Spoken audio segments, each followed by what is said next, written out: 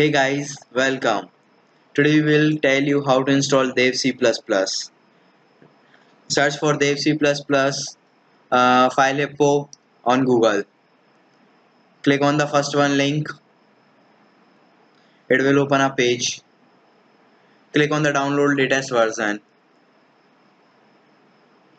Your program will download and I have already downloaded it.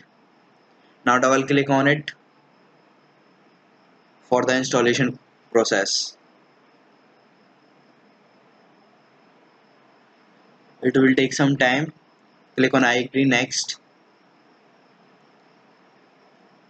Install button.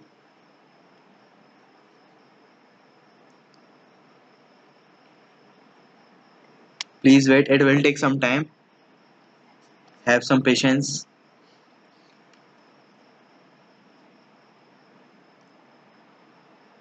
Just a second. Almost completed.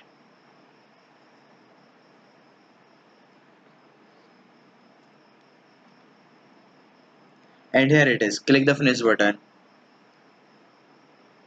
It will open. Select your language. Click on next button. Next.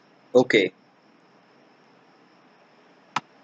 Now Dev C++ 5.11 is installed in our PC.